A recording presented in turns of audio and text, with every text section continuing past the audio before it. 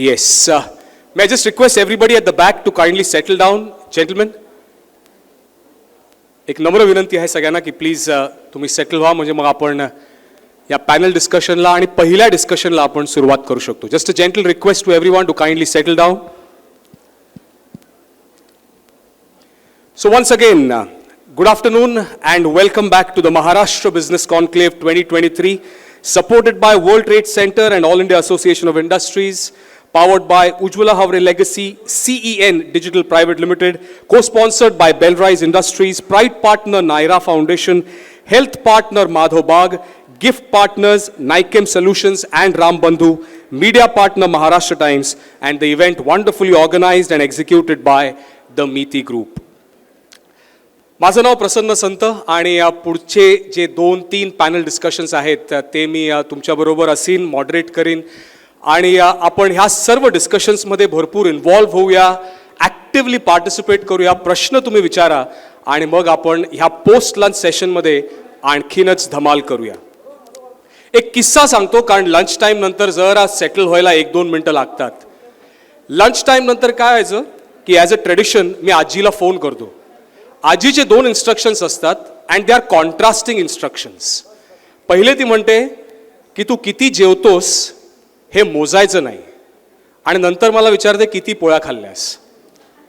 तर तसंच मी तुम्हाला विचारेन की किती गुलाबजाम तुम्ही आज खाल्लेत, त्याच्यावरनं ठरेल की आता तुमच्याकडे उत्साह किती आहे. मगाशी मी तुम्हाला टाळ्या वाजवायला सांगितल्या होत्या, पुन्हा एकदा मी तुम्हाला टाळ्या वाजवायला सांगेन just to get you all back in the wide. Yes, thank you so much. Yes, तर आपण ह्या पोस्ट लंच सेशनला सुरुवात करूया. आणि जसं मी तुम्हाला म्हटलं की हा पोस्ट लंच सेशन आहे, त्यामध्ये आपण भरपूर इंटरेस्टिंग टॉपिक्स डिस्कस करणार आहोत. प्रश्न तुम्ही विचारा, अलर्टली तुम्ही ह्या सगळ्या लिसनर्सना ऐका so that we can have a wonderful time. To start with आजचा आपला हा पोस्ट लंच सेशन सुरू करण्यासाठी to present his thoughts as an entrepreneur where he owns BizCraft and also as the president of the Western region, Maharashtra, Goa, Gujarat, Madhya Pradesh and Jharkhand of the Dalit Indian Chamber of Commerce and Industries, DICCI. मी आमंत्रित करतो श्री संतोष कांबळे यांना to say a few words about his enterprise and also about this Maharashtra Business Conclave. Can we have a big round of applause for Mr. Santosh Kamble?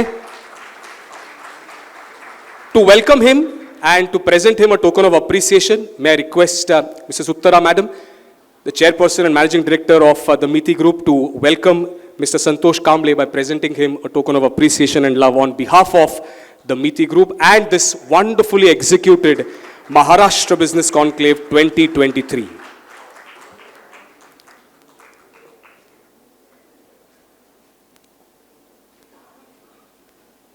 Thank you, Uttara Madam. Yes, over to you, Mr. Santosh Kamble, to express your thoughts. You would like to use, yes, the podium. Yes, all yours. Good afternoon, everyone. Post-lunch session तसं थोडंसं difficult असतं to conduct, but still I will try. माझं खूप छान introduction दिलं. I am Santosh Kamble, Dalit Indian chambers and commerce of इंडस्ट्रीजचं west India president म्हणून मी काम सांभाळतो. तुम्हाला थोडीशी माहिती about Dalit Indian chambers and commerce of industry. DICCI ही देशातली सर्वात मोठी इंडस्ट्रियल चेंबर आहे for SC and ST entrepreneurs. आणि आम्ही देशभरामध्ये पूर्ण सगळीकडे पसरलेलो आहोत. We have 28 offices across the country, 5 international chapters, 17,000हून जास्त SC ST ऑन्ट्रप्रिनर्स फ्रॉम पूर्ण देशभरात. महाराष्ट्रामध्ये बिकॉज डिकीची डिकी ही संघटना जी आहे ही निर्माणच झाली आणि ही मुंबईतूनच आपल्या महाराष्ट्रातूनच सुरुवात झाली. त्यामुळे महाराष्ट्रामध्ये आमचे स्वतःचे 5 चेंबर्स आहेत. त्याच्यामध्ये वेस्टर्न रिजन, त्याच्यामध्ये मुंबई रिजन आहे, विदर्भ रिजन आहे, मराठवाडा आहे आणि पुणे रिजन, असं सगळे रिजनल चॅप्टर्स आहेत. डिकी काय करतं? So Dalit Indian chambers and commerce of industry ही एक संघटना, उद्योजकांची संघटना आहे. आणि उद्योजकांसाठी म्हणजे we have a core purpose to create entrepreneurship amongst SC and ST community. This is the motive of DICCI. Padmashri doctor Milind Kamble यांनी 2005मध्ये पुण्यापासून सुरुवात केलेली ही संघटना जी आहे आज पूर्ण देशभर पसरलेली आहे. And we are so fortunate and so proud to say that we are the biggest chamber for SC ST entrepreneurs across the country. DICCI, thank you so much. DICCI काय करतं?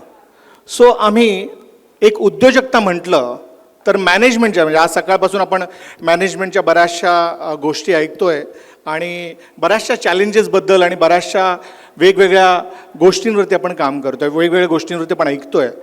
त्याच प्रकारे जर मी म्हटलं तर ॲज एन ऑन्ट्रप्रिनर, जर प्रत्येक ऑन्ट्रप्रिनरशिपमध्ये जर काही 3 महत्त्वाची जर चॅलेंजेस असतील तर त्याला मॅनेजमेंटच्या भाषेमध्ये सबमिट करता येईल 3M चॅलेंजमध्ये. आता कुठले आहेत हे 3Ms? So I feel the first M starts from market. Second, आपल्या सगळ्यांचा आवडता विषय आणि सगळ्यांचा अगदी कारणे द्या हा विषय जो आहे तो म्हणजे money. And third is mentoring and management support. DICCI ह्या 3ही चॅलेंजेसवरती काम करतं. आता ते कसं? So DICCI first M is market. So पहिल्या Mबद्दल बोलताना मी हे म्हणेन की ॲज अ उद्योजक सगळ्यात महत्त्वाची गोष्ट जर काय असेल तो तुमचं जे प्रोडक्ट अँड सर्व्हिसेस जे आहे त्याच्यासाठी तुमचा बायर कोण. So who is your potential buyer, तुम्ही कुठे विकणार आहात तुमचं प्रोडक्ट अँड सर्व्हिसेस वगैरे जे आहेत त्याच्यासाठी कुठल्या गोष्टी निर्माण झालेल्या आहेत. सो 2012मध्ये डिकीच्या प्रयत्नांमध्ये यश आलं आणि आम्ही देशातली सर्वात मोठी एक योजना तयार केली, ती म्हणजे पब्लिक प्रोक्युरमेंट पॉलिसी. ही पॉलिसी काय म्हणते तर आपल्या देशामध्ये government itself is a big buyer. आणि तुम्हा सगळ्यांना अगदी आश्चर्य होईल की गव्हर्नमेंट एजन्सीजमध्ये जे इयरली परचेस होतं ते फार मोठं होतं. 6 लाख कोटीचं परचेस जे आहे हे गव्हर्नमेंट एजन्सीज प्रत्येक वर्षी करत असतात. आणि त्याच्यामध्ये ही पॉलिसी आम्ही तयार केली की ह्या पॉलिसीमध्ये 20% will be reserved for MSMEs of government of India. आणि त्यांचा जो शेअर जो आहे ते 1,20,000 कोटीचं जे परचेस जे आहे हे फक्त आणि फक्त MSMEsकडून केलं जाईल. आणि त्याच्याच 20% म्हणजे ओव्हरऑल 4% म्हणजे साधारणतः 28,000 कोटीचं मार्केट जे आहे हे schedule caste and schedule tribe ऑन्ट्रप्रिनर्ससाठी क्रिएट केलं गेलं. ह्याचबरोबर मार्केट क्रिएशन फक्त गव्हर्नमेंट आणि गव्हर्नमेंट एजन्सीजमध्ये परचेस प्रेफरन्स मिळावा हे नव्हतं, तर आम्ही आणखीन एक इनोव्हेटिव्ह गोष्ट केली. ती म्हणजे काय तर आम्ही अंडर अफर्मेटिव्ह ॲक्शन आम्ही इंडियन इंडस्ट्रीजला, मल्टीनॅशनल कंपनीजना हे अपील केलं की जे उद्योजक आहेत, जे फर्स्ट जनरेशन ऑन्ट्रप्रिनर्स आहेत त्यांना मार्केट क्रिएशन झालं पाहिजे. आणि त्याचीच कडी म्हणजे टाटा ग्रुप, टाटा समूहाने आमच्याबरोबर we have created a MOU with them. आणि रतन टाटाजी आमच्या एका कॉन्फरन्ससाठी 2012ला आले होते आणि त्यांनी जाहीर केलं की टाटा समूहातला 55% of total purchase will be done through DICCI members. आणि त्याचंच रिझल्ट म्हणजे आज गेल्या वर्षी इनस्पाईट ऑफ पॅन्डेमिक आणि इनस्पाईट ऑफ कोविड आम्ही गेल्या वर्षी 358 उद्योजकांना टाटा समूहाबरोबर जोडलं आणि त्यांना 117 कोटीचा बिझनेस जो आहे हा मिळाला.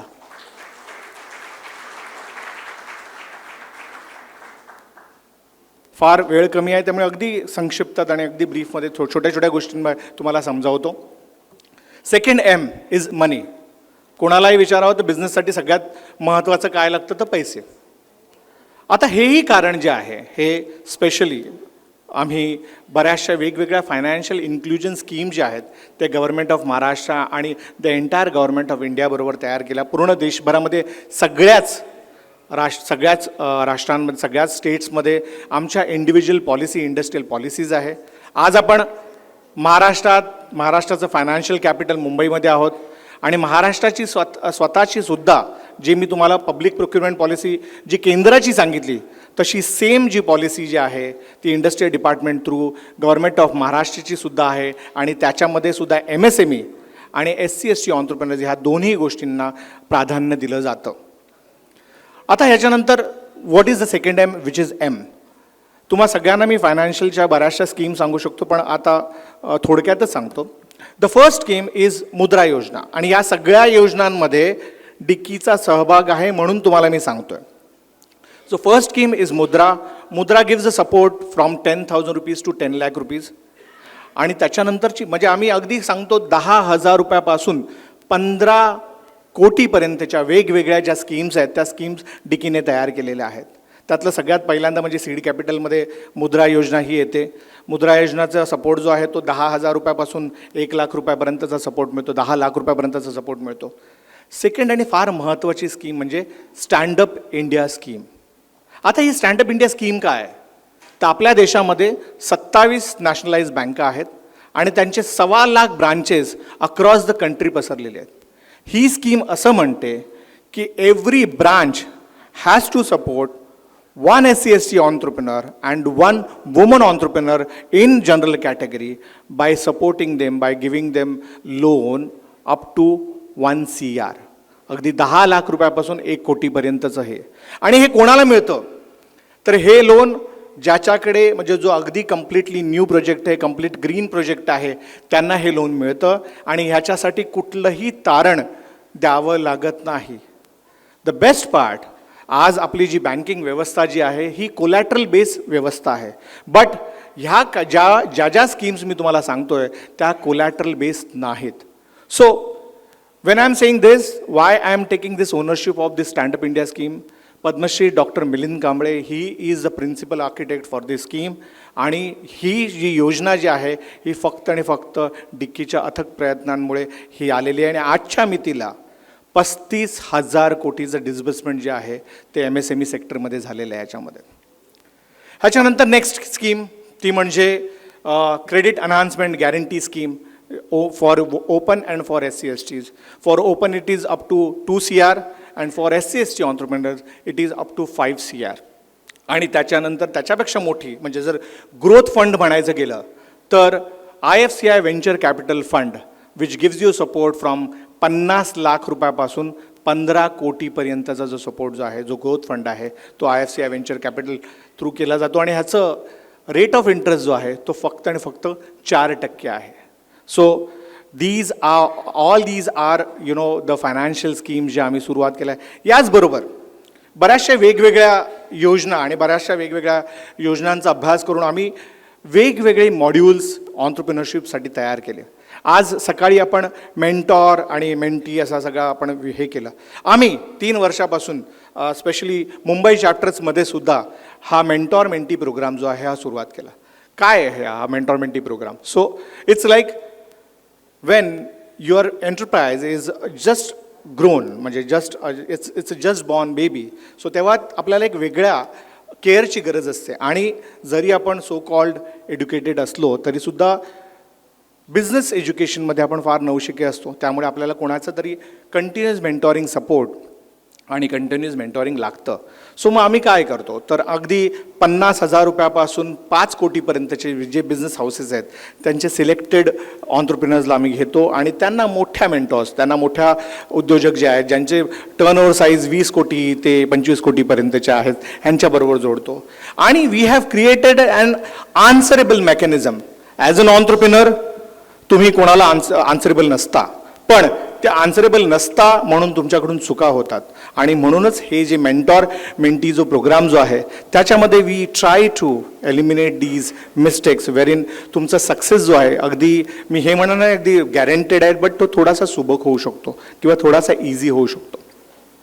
So third challenge, which is mentoring and management support, this is what we do in third sessions, in third M. देशभरामध्ये 365 दिवसामध्ये साधारणतः आम्ही 390 प्रोग्राम पूर्ण देशभरात करतो. आजही आमचे डिक्कीचे प्रोग्राम छत्तीसगडमध्ये रायपूरला चालू आहे.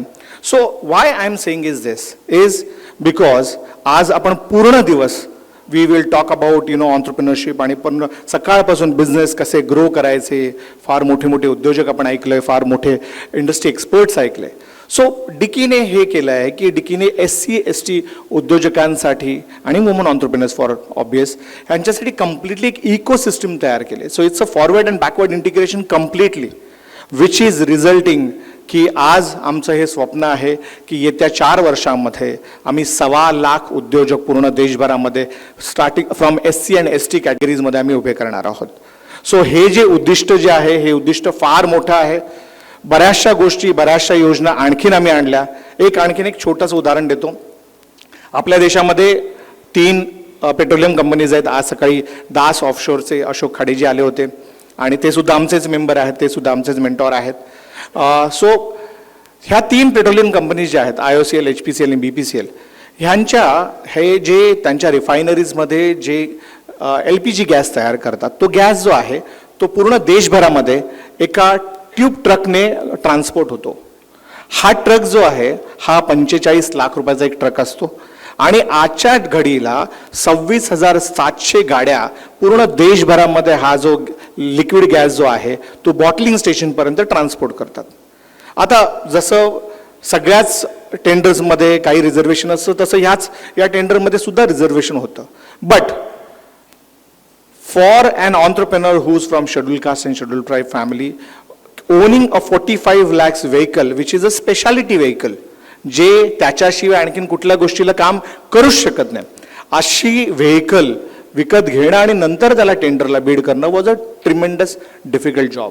What we have done it is we have continuously 1.5 वर्ष आम्ही प्रयास केला आणि पेट्रोलियम मिनिस्ट्रीजमध्ये आम्ही एक वेगळी स्कीम तयार केली ज्याच्यामध्ये entrepreneurs from scheduled caste and scheduled tribe will bid for this tender. We have created a proposed category and the proposed category मध्ये before owning the vehicle he can get the tender and within the span of 6 months he will deploy his vehicle to the petroleum company.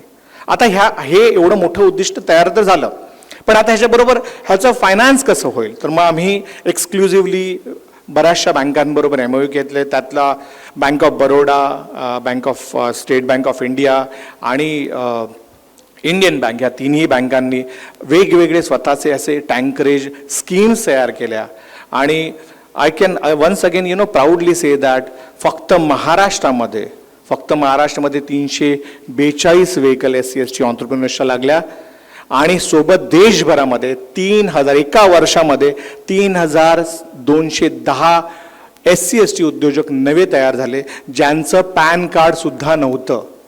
So these type of schemes what we have created it's a really very amazing scheme. Third and म्हणजे सगळ्यात last मी एकच आणखीन सांगेन ती म्हणजे ASIM scheme. ASIM scheme म्हणजे Ambedkar social incubation and innovation mission. ही scheme आम्ही गेल्याच वर्षी तयार केली. ही स्कीम असं म्हणते if you are an innovator, if you have a business idea, we will incubate that idea. We will connect you to the nearest incubation centre आणि त्याच्यामध्ये तुमची जी आयडिया जी आहे त्या आयडियाला थोडासा पैशाचा बळ देऊन प्रत्येक वर्षी 10 लाख रुपयाचा आर्थिक support to create your patent, to create your prototype आणि त्याला सेलेबल आयटम बनवणं, सेलेबल आयडिया बनवण्यासाठी म्हणून आपण एक स्कीम तयार करू आणि ती जी आहे ती अशी ही ASIM स्कीम जी आहे प्रत्येक वर्षी 10 लाख म्हणजे 30 लाख रुपयाची ही स्कीम तयार झाली आणि अशा बऱ्याचशा गोष्टी आम्ही करतो आहोत. So once again I would like to thank Miti group for inviting us and giving us a platform to make them understand that what is Dicky. Thank you so much.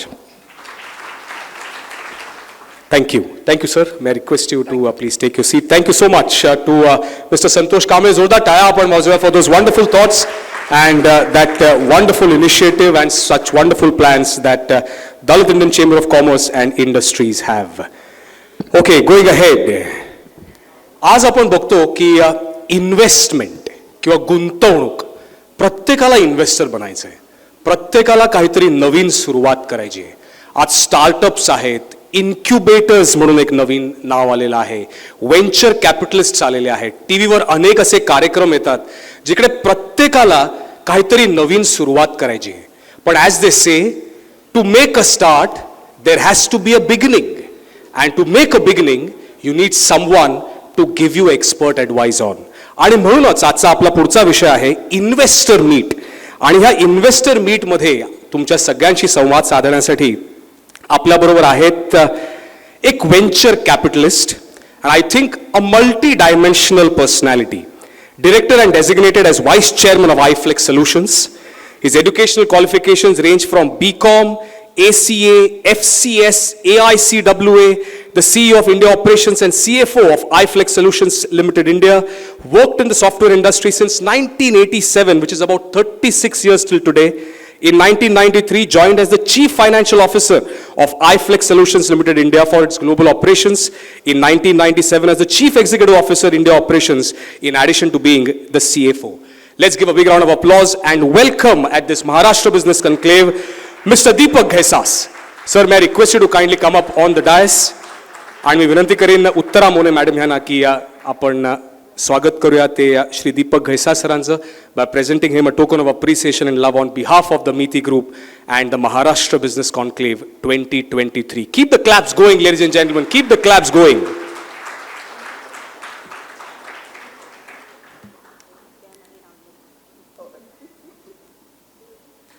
Thank you madam.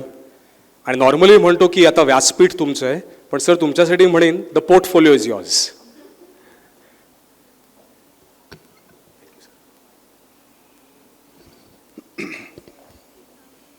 धन्यवाद. एक तुला correction म्हणून सांगतो, मराठीतून बोलतोयस तू. याला व्यासपीठ नाही म्हणायचं. व्यासपीठ हे व्यासांचं असतं, तिथे बूट घालून चालत नाही आपल्याला आलेलं. हा मंच आहे, म्हणून जेव्हा जेव्हा व्यासपीठावर जातो तेव्हा चप्पल काढून जायला पाहिजे. आणि लता मंगेशकरपासून ह्या लोकांनी ही प्रथा सांभाळलेली होती, त्यामुळे व्यासपीठ हा शब्द जरा जपून वापरावा. थँक्यू. पहिल्यांदा उत्तरा मॅडमचे आभार, कारण त्यांनी मला ही संधी दिली ते बोलायची. मिलिंद कांबळे आमचे चांगले मित्र आहेत आणि त्यांनी सॉरी तुम्हाला फक्त 10 मिनटं मिळाली बोलायला, कारण तुमचं काम एवढं मोठं आहे आणि प्रत्यक्ष करता तुम्ही मी बघतो आहे आणि 2012पासून I am witnessing it. So congratulations. त्यांचा मध्येच वाढदिवस झाला गेल्या आठवड्यात मला वाटतं, तर त्यांना खूप खूप शुभेच्छा द्या माझ्यातर्फे. हा विषय फार चांगला आहे की इन्व्हेस्टमेंट, आणि बहुतेकांना असं वाटतं की उद्योग चालू करायचा असेल तर पहिला पैसा मिळाला पाहिजे. पैसा मिळाल्याशिवाय मला उद्योग चालू करता येणार नाही. परंतु माझा स्वतःचा अनुभव असा आहे की पैसा हा साधारण एक प्रायोरिटीची लिस्ट बघितली तर 5वा किंवा 4था किंवा 5वा येतो. पैसा हा पहिला लागत नाही आपल्याला उद्योग चालू करायला. त्यांनी माझी ओळख करून दिली, त्याच्यामध्ये मी आणखीन थोडी ॲड करतो की IT इंडस्ट्रीच्या आधी मी फूड इंडस्ट्रीमध्ये होतो. अजूनही मी सॅट सिंगापूरच्या एका व्हेंचरच्या बोर्डावर आहे. आमच्या गल्फ आणि ऑस्ट्रेलियापासून इकडे व्यवसाय आहे चालू केटरिंगमध्ये, फूड इंडस्ट्रीमध्ये. It's called remote catering. म्हणजे ऑइल रिग्स आणि माइन्स आणि याच्यावर आम्ही काम करतो. ते झाल्यानंतर मी IT मध्ये आलो. IT मध्ये साधारण 1987 पासून 1993 साली आम्ही आमची कंपनी काढली. आणि मराठी मीडियममधनं शिकलेला मध्यमवर्गीय कुटुंबातून आलेला मुलगा आहे मी. घरी कोणीही उद्योजक नव्हतं, पण एक ऊर्जा होती त्यावेळेला, आणि त्याला स्टार्टअप वगैरे असं काही नव्हतं. इकोसिस्टम तर बिलकुल नव्हती. व्हेंचर कॅपिटलिस्टचं नावही आम्ही कोणी विशेष ऐकलेलं नव्हतं. पण ज्यावेळेला आम्ही कंपनी चालू केली त्यावेळेला सिटी व्हेंचर कॅपिटल न्यूयॉर्कने आम्हाला 40% भाग भांडवल दिलं. मग साधारण 4 कोटी रुपयाचं भांडवल होतं आमचं. त्यातलं एक 1.6 करोड त्यांनी दिले आणि 2.4 करोड आम्ही आमच्यात गोळा केले. आणि ते 4 कोटीचं भांडवल घेऊन आम्ही सॉफ्टवेअर प्रॉडक्ट कंपनी काढली, कारण काहीतरी वेगळं करायची इच्छा होती. तुम्हाला पैसे जर का बनवायचे असतील आयुष्यामध्ये तर 3च गोष्टींनी पैसे बनतात. एक, काहीतरी दुसऱ्यापेक्षा चांगलं करून, डू समथिंग बेटर, किंवा दुसऱ्यापेक्षा काहीतरी वेगळं करून, किंवा दुसऱ्यापेक्षा काहीतरी नवीन करून. या 3 गोष्टींमुळेच फक्त पैसे मिळू शकतात. बाकी एकाही प्रकारे पैसे मिळत नाहीत बाजारात. तर आम्ही काहीतरी वेगळं केलं की प्रत्येकजण IT सर्व्हिसेसमध्ये होतं, आम्ही IT प्रॉडक्टमध्ये गेलो. आणि ते प्रॉडक्ट आम्ही जगभराच्या 138 देशांमध्ये घेऊन गेलो. विकलं ते. मी स्वतः साधारण 78 देश स्वतः फिरलेलो आहे डील्स करण्यासाठी, डील क्लोज करण्यासाठी. त्यामुळे आयुष्यात खूप भरपूर प्रवास झाला, भरपूर लोकांना भेटलो. जवळजवळ 78 देश म्हणजे जवळजवळ अर्ध जग फिरून झालं आणि बिझनेस करून झाला तिकडे. आणि मग 2002 साली मी IPO केला. IPO साधारण म्हणजे $1 मिलियन आम्ही चालू केलं होतं. $430 मिलियन आम्ही IPO केला. आणि 2009 साली आम्ही ती कंपनी आमची ओरॅकलला विकली साधारण $4.5 बिलियन, म्हणजे साधारण 21,000 कोटी रुपयाला. वाय एम टेलिंग यू की मराठी मीडियममधनं साधारण मध्यमवर्गीयातनं आलेला मुलगासुद्धा एवढी व्हॅल्यू क्रिएट करू शकतो आपण. हा एक आत्मविश्वास प्रत्येकाकडे असणं अत्यंत जरुरी आहे. आणि त्यानंतर मी म्हटलं आता काहीतरी नवीन करायला पाहिजे, म्हणून मी परत मॉलिक्युलर बायोलॉजीपासून सगळ्या पुस्तकं काढली, नवीन अभ्यास केला. आणि हेल्थकेअरमध्ये आता जेन्कोवायल म्हणून जी आमची कंपनी आहे, त्या ग्रुप कंपनीमध्ये एक 3-4 कंपन्या आता हेल्थकेअर साईडला आम्ही करतो. त्याच्यामध्ये एक स्टेमसेल्सवर नवीन काम करतो की दातातून आपल्या एक मिझलकॅमन स्टेमसेल्स म्हणून मिळतात, त्या रिजनरेट कोणताही भाग आपल्या शरीरातला करू शकतात. तर त्याच्यावर एक संशोधन चालू असतं. माझा धाकटा मुलगा आता त्याच्यावर संशोधन करून PhD करतो आहे इंग्लंडमध्ये. आणि त्याची आमची लॅब चेन्नईला आहे आणि भारतात ऑफिसेस आहेत. दुबई आणि सिंगापूरला आम्ही जायचा प्रयत्न करतो आहे. आणि त्याचबरोबर एक VC फंड काढला आम्ही बँगलोरला, एक्सफिनिटी नावाचा. साधारण 1,000-1,200 कोटी रुपयाचा लहानसा फंड आहे, परंतु 40 इन्व्हेस्टमेंट केलेले आहेत त्याच्यामध्ये. आणि मी स्वतः एंजल कॅपिटलिस्ट आहे की मला एखादा उद्योजक आणि त्याची कल्पना आवडली तर मी पण थोडेफार इन्व्हेस्टमेंट करतो. आत्ताच मला 1-2 जण भेटले आणि म्हणाले की I am suppose to be दर इन्व्हेस्टर. म्हणजे मला पटकन माहिती नव्हतं तिथे कोण आहे, पण त्यांनी कंपनीचं नाव घेतल्यावर नशिबाने माझ्या आठवलं मला कोणती कंपनी आहे ती. कारण एकदा एंजल इन्व्हेस्टमेंट केल्यानंतर त्याच्यामध्ये लक्ष घालायचं नसतं, असा एक मूळ नियम आहे. That is called angel investment. Even venture कॅपिटलला सुद्धा काही जण आम्ही व्हल्चर कॅपिटल म्हणतो की ते असे व्हल्चरसारखे येऊन पैसे देतात, पण ते व्हल्चरसारखे येऊन बसतात. तर शक्यतो अशा लोकांना टाळावं. That is not venture capital, that is vulture capital. तर व्हेंचर कॅपिटल, एंजल कॅपिटलमध्ये एक प्रायव्हेट इक्विटी फंड येतो. पण त्याच्या आधी तुमचा बिझनेस कोणता आहे हे तुम्ही एक स्वतः ठरवलं पाहिजे की माझं बिझनेस मॉडेल काय आहे. आणि मी सांगतो ते माझ्या स्वतःच्या अनुभवावरून सांगतो आहे, कारण गेल्या 10-12 वर्षामध्ये मी साधारण एक म्हणजे आमच्या टीमने शॉर्टलिस्ट करून झाल्यानंतर आलेल्या साधारण 1,000 आयडियाज बघितल्या आहेत. म्हणजे यंग बॉईज, गर्ल्स, मोठे लोक, लॅटरल्स आणि वेगवेगळे आयडिया असतात.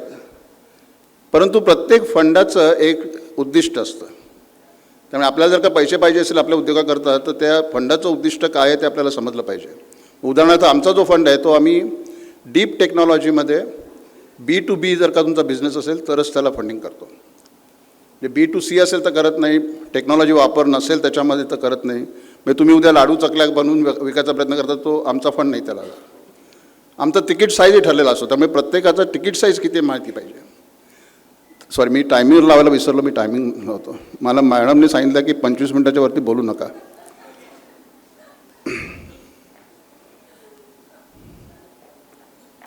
ओके. आणि त्यानंतर प्रश्नोत्तर घ्यायचे. तर त्याच्यामध्ये आपला उद्योग कोणत्या प्रकारचा आहे हे आधी आपल्याला माहिती पाहिजे.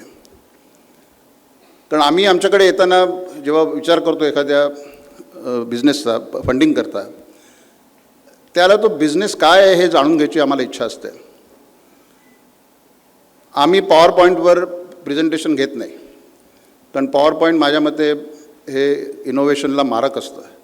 पण तुम्ही पॉवर पॉईंट बघायला आलात की सगळेजण पॉवर पॉईंटकडे बघतात, तुमच्याकडे कोणी बघतच नाही. आणि त्यात मीटिंग रूममध्ये काळोख असेल तर अर्धे लोक झोपलेले असतात, आणि लंच नंतर असेल तर नक्की झोपलेले असतात. नशिबाने आज लाईट आहेत त्यामुळे कोणाला तसं शक्यता कमी आहे. पण लंचनंतर भाषण करणं हा सर्वात मोठा, कांबळे साहेबांनी अर्धं काम माझं केलं आहे, बहुतेकांना जागा ठेवलेलं आहे, कारण टाळ्या वेळा पडत होत्याच मला, त्यामुळे माझं काम थोडं सोपं झालं आहे. पण हा बिझनेस आपण काय करतो आहे हे जर का आपल्याला समजलं आणि ते कमीत कमी शब्दात सांगता आलं पाहिजे. मी बिझनेस काय करतो आहे असं म्हटल्यानंतर बरेचसे प्रमोटर्स जे असतात ते साधारण एक 15 मिनिटाचं डिस्क्रिप्शन देतात आणि मला त्यांना 5 मिनिटांचं थांबायला लागतं की नाही मला एका वाक्यात सांग तुला काय करायचं आहे ते. हे जेव्हा तुम्हाला एका वाक्यात सांगता येतं याचा अर्थ तुम्हाला बिझनेस मॉडेल स्वतःला समजलं आहे. आणि as a investor it is very important for me to let you understand what your business is. Tagline काय तुमची, तुम्हाला काय बनायचं आहे, तर हे मुळात माहिती पाहिजे तुम्हाला. दुसरा प्रश्न आमचा असतो असा की हू नीड्स इट, कोणाला तुमचा बिझनेस पाहिजे, तुम्ही कोणाचा प्रॉब्लेम सॉल्व्ह करताय.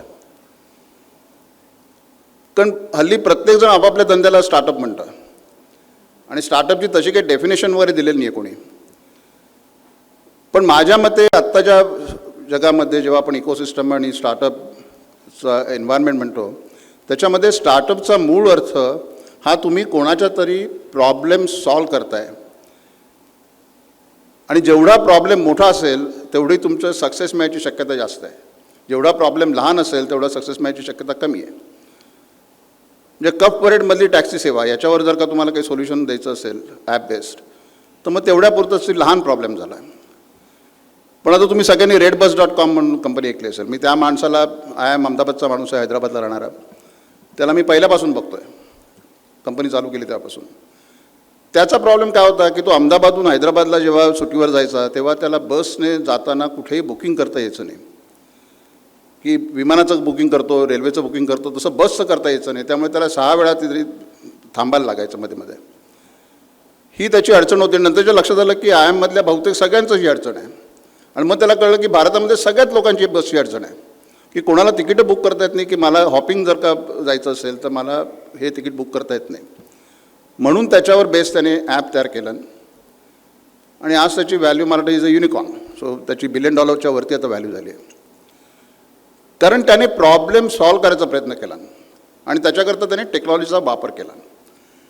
सो तुमचं जर का उद्योग हा स्टार्टअपमध्ये यायचा असेल तर त्याच्याकरता तुम्ही कोणाचा प्रॉब्लेम सॉल्व्ह करताय, किती मोठा तो प्रॉब्लेम आहे, म्हणजे तुमचा उद्योग कोणाला पाहिजे हे जर का एकदा तुम्हाला समजलं आणि पटलं स्वतःला तर तुमची ती आयडिया पुढे न्यायची काबिल आहे. म्हणजे पुढे it deserves to be taken forward. बरं, पुढे गेल्यानंतर ती आयडिया एक साधा स्वतःला प्रश्न विचारायचा की आम I the only smart person in the world who thought of this idea. आणि हे आता सध्या अगदी सोपं आहे, कारण गुगलवर जाऊन जर का तुम्ही तो नुसती ती आयडिया जरी टाकली तरी तुम्हाला एक साधारण 10,000 पानं मिळतील की या लोकांनी इथे इथे या देशात ही आयडिया ट्राय केली आहे. असं क्वचितच झालेलं आहे की ही आयडिया कोणीच ट्राय केलेली नाही. कारण you are not the only smartest person in the world, I guess so, I mean you might be. पण अशी 10 लाखामध्ये एखादी आयडिया असते की जी कोणीच ट्राय केलेली नाही. मग त्या लोकांनी काय केलं त्यांच्या बिझनेसचं, फेल गेले असतील तर ते का फेल गेले, त्याच्यापासून आपल्याला शिकण्यासारखं काय आहे. कारण आम्ही इन्व्हेस्टर म्हणून जेव्हा बसतो तेव्हा हे सगळे प्रकार करतो आम्ही. की जर का त्या एखादी आयडिया फेल गेली असेल, मी उदाहरण सांगतो तुम्हाला की लोक अभ्यास न करता कसे येतात आमच्याकडे. एक कोकणातलाच माणूस होता, एक यंत्र घेऊन आला आणि मला म्हणाला मी स्टार्टअप करतो आहे, हे यंत्र आहे. कसं काय करतो बाबा, तर समुद्राच्या लाटांवर वीज निर्मिती करतं.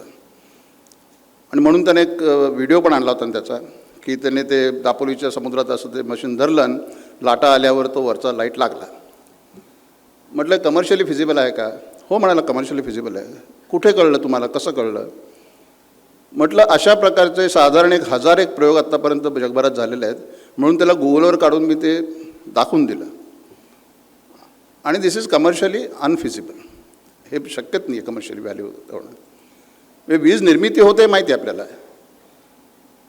पण साध्या हायवेवर एखादा पंखा लावून सुद्धा तुम्हाला वीज निर्मिती करता येते. कारण येण्या जाणाऱ्या गाड्यांमुळे जो वारा तयार होतो त्याच्यापासून तो पंखा फिरतो आणि वीज निर्मिती होते. पण ती वीज निर्मिती होऊन त्याचं डिस्ट्रीब्युशन करून त्याचे पैसे मिळणं आणि ते कमर्शियली व्हायबल होणं याला बिझनेस म्हणतात. म्हणजे प्रत्येक आयडिया बिझनेस नसते. कारण आपल्याला साधारण 24 तास काही ना काहीतरी आयडिया येतच असते. आणि पहिली आयडिया आपल्याला कशी येते की आपल्याला जेव्हा अडचण होते तेव्हा आपल्याला पहिली आयडिया येते की ही मी सॉल्व्ह कशी करू. आणि आपण बरेचदा सॉल्व्ह करतो आपल्या आयडिया, आपली जे प्रॉब्लेम असतात ते. मी तुम्हाला एक साधी आयडिया सांगतो. मी विमानाचं तिकीट बुक करायचं,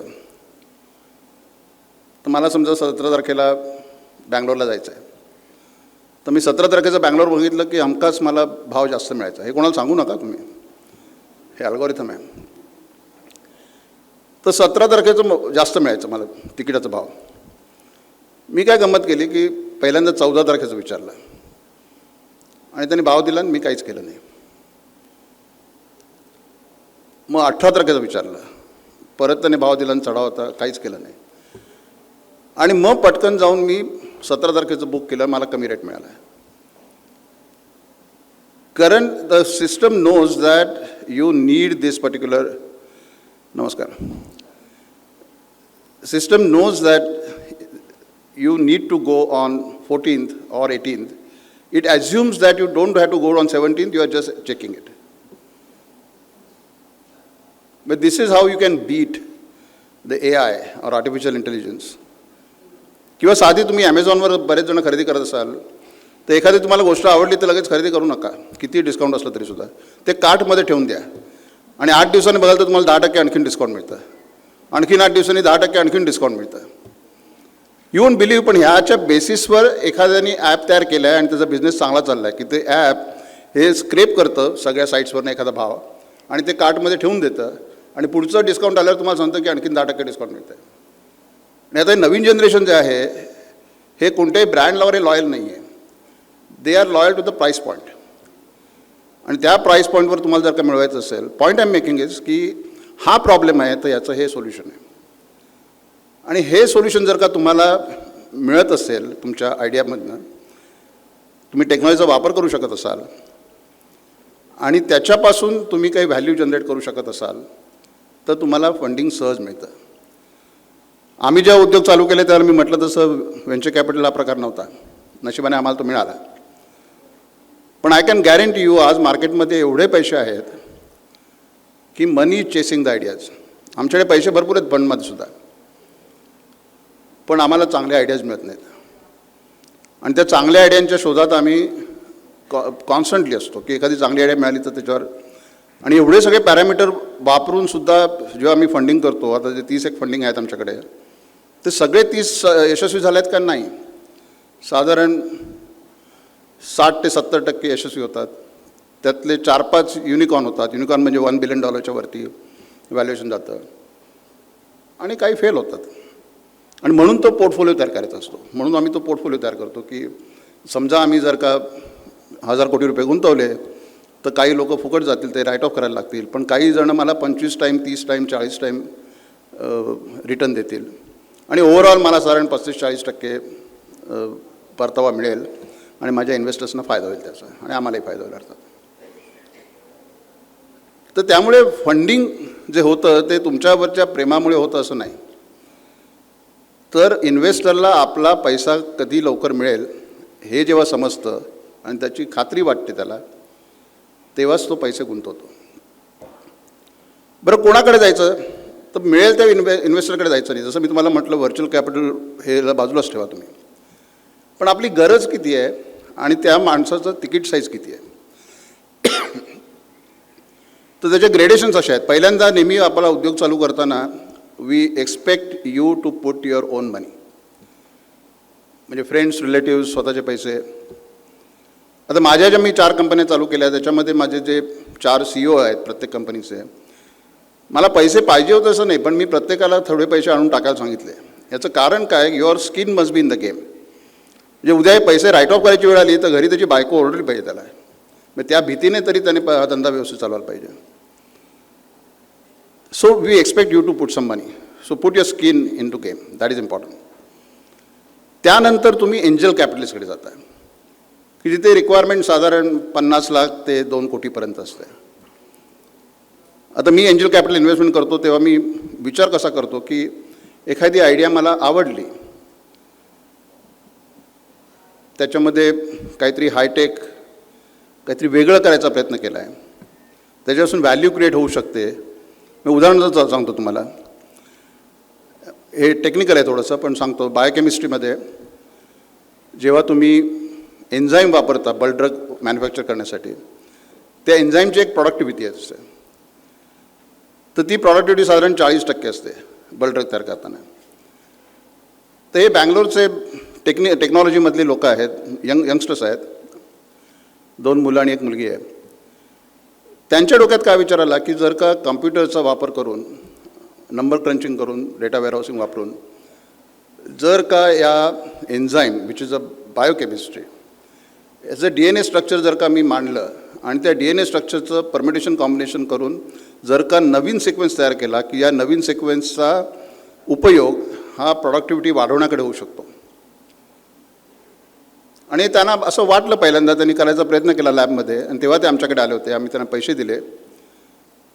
पण त्यांच्या विचारांमध्ये आम्ही थोडा फरक केला की तुम्ही एकाच मॉलिक्यूलच्या पाठी लागू नका, तर तुम्ही 10-15 मॉलिक्यूल्स यादी करा, त्याचा पोर्टफोलिओ तयार करा.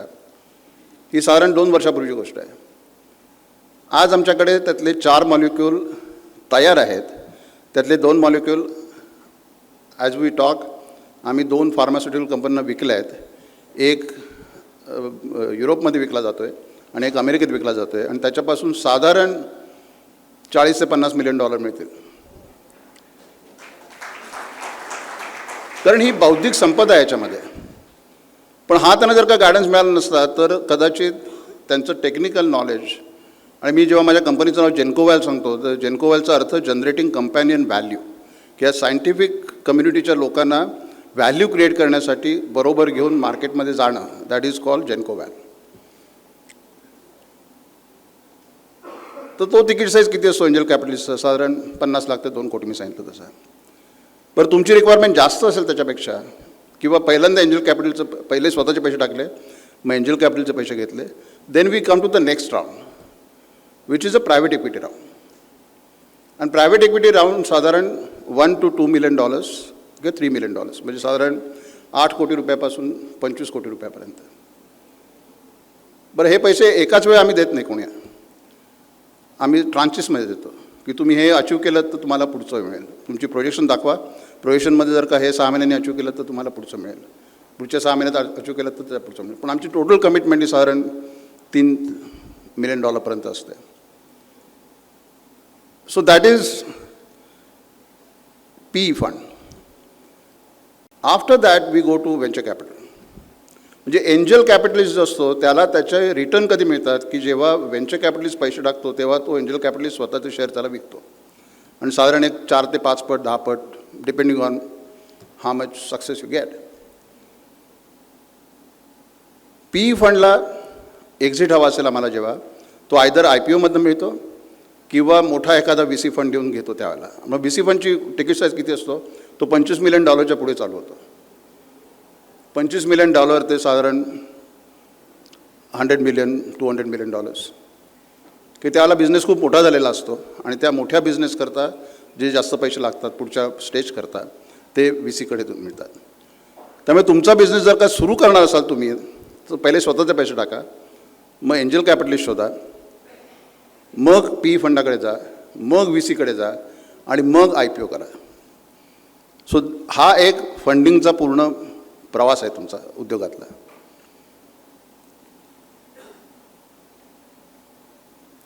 पुढची आम्ही गोष्ट म्हणजे जसं म्हटलं की पैशाकडे आम्ही चौथ्या भागात येतो. पुढची आम्ही गोष्ट बघतो की प्रमोटर्स बरोबर आम्ही स्वतः चर्चा करतो.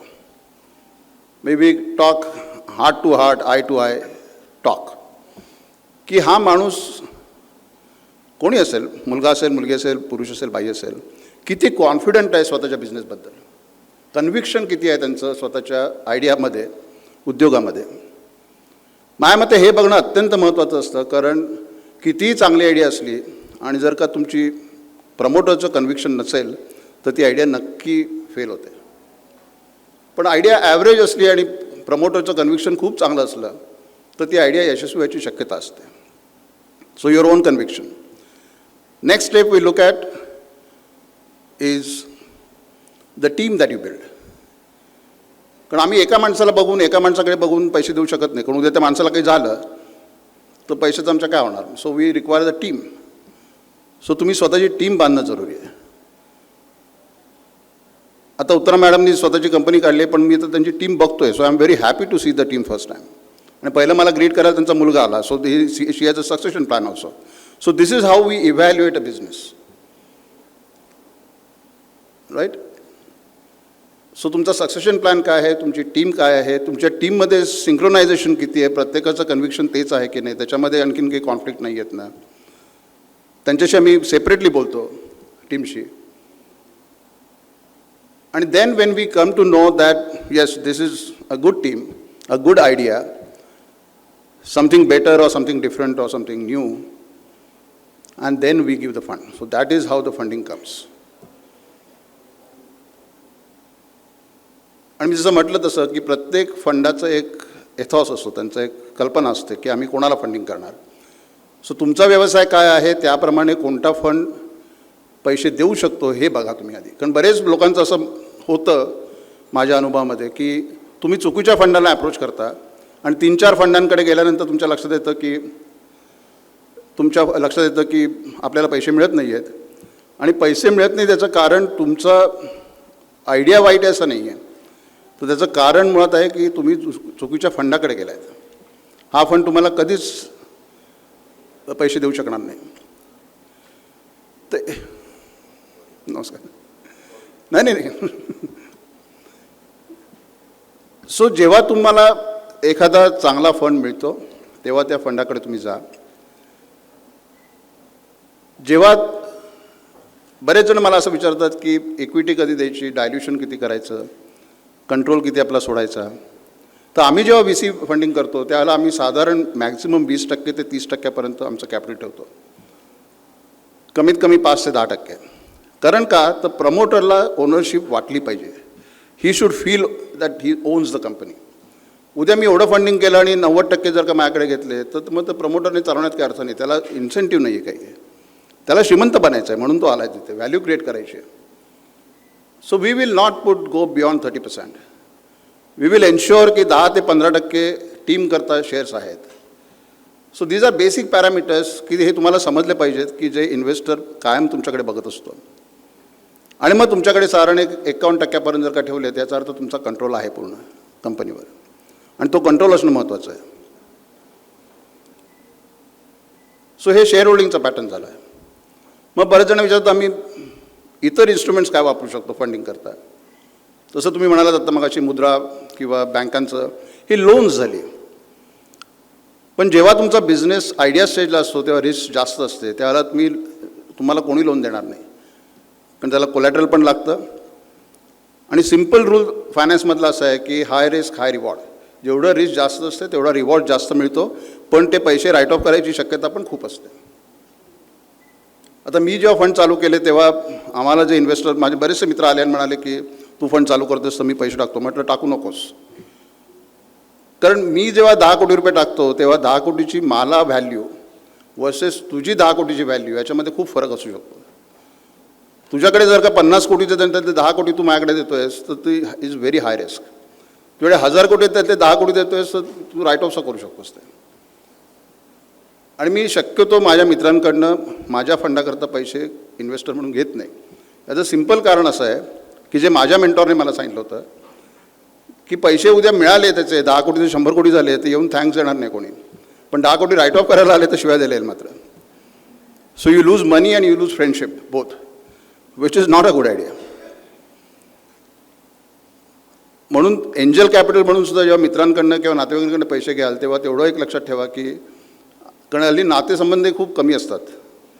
2च मुलं असतात, 1च मूल असतं, 1च मावशी असते, 1च काका असतो. तर पैशाकरता ते नातेसंबंध तोडू नका, असं माझा स्वतःचा मध्यमवर्गीय सल्ला आहे तुम्हाला.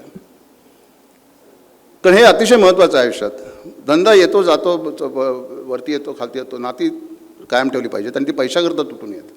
त्यामुळे एंजल कॅपिटल म्हणून जेव्हा तुम्ही फंडिंग घेता तेव्हा कोणाकडनं घ्यायचं हे मात्र नीट व्यवस्थित विचार करून घ्या. वेळ संपली माझी आणि आता हे दोघं पण आलेत त्यामुळे मला भयंकर टेन्शन आलं आहे.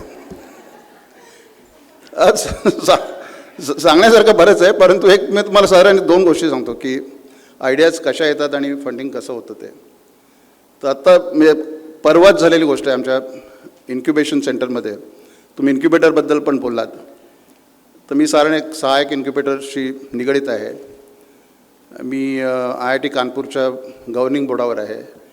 मी IIT जबलपूर आणि IIT ग्वालियर या दोन्ही इन्स्टिट्यूशनचा चेअरमन आहे आणि आम्ही प्रत्येक ठिकाणी इन्क्युबेशन जोरात मोठ्या प्रमाणात चालू केलं आहे.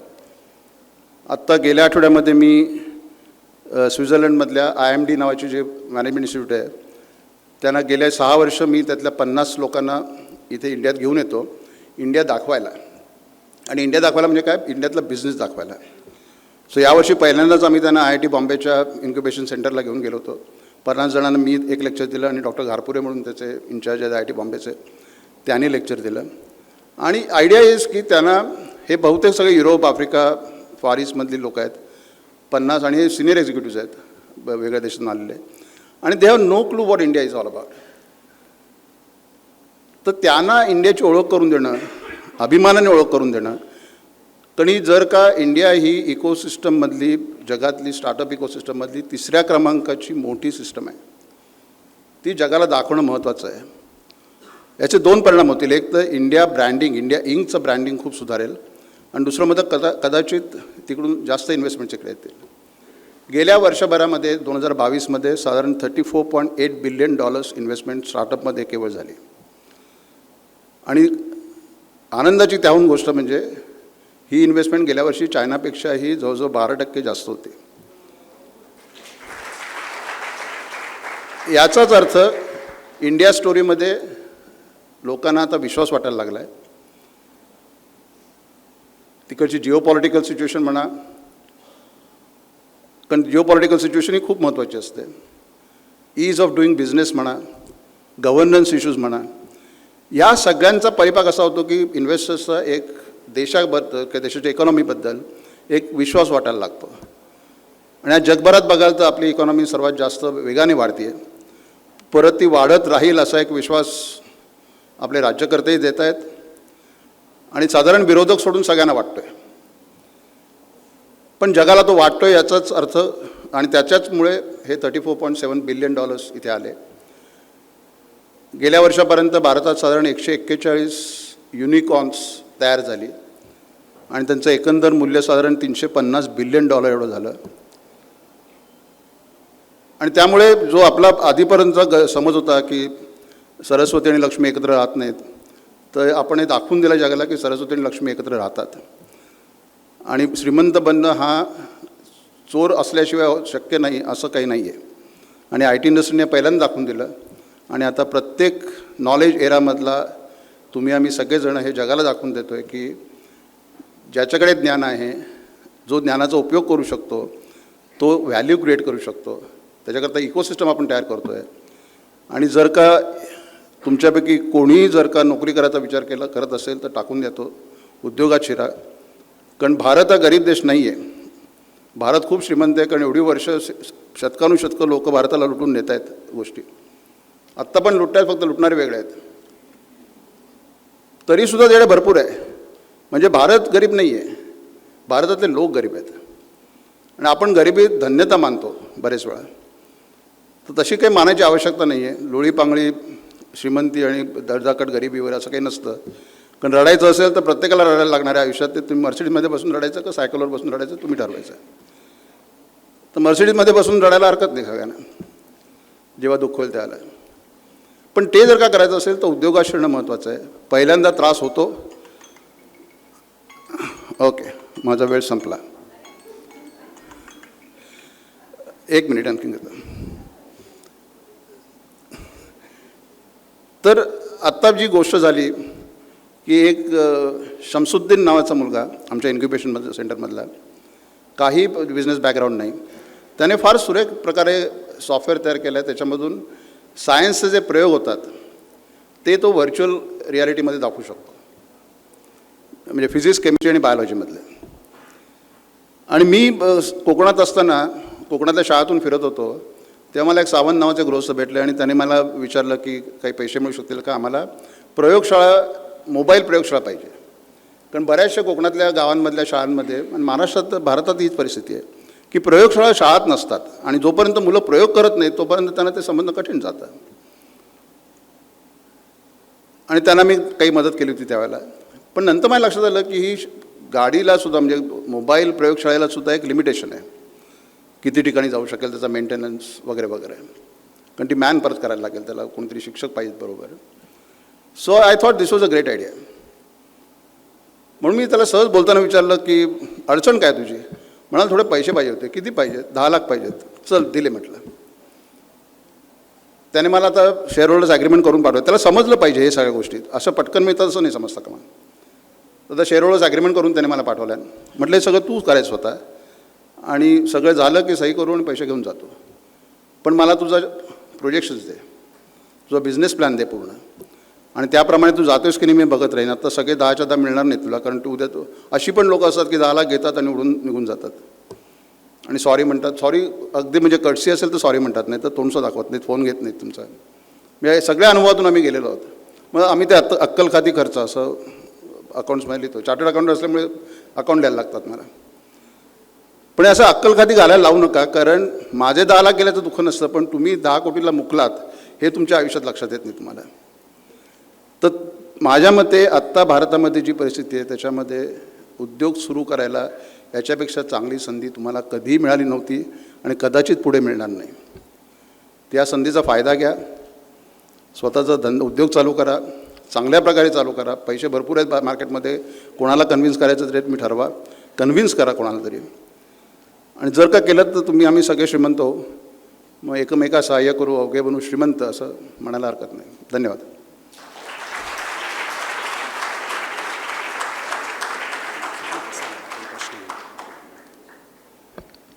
आपण मला असं वाटतं आणखीन जोरदार टाळ्या वाजवू शकतो, नाही?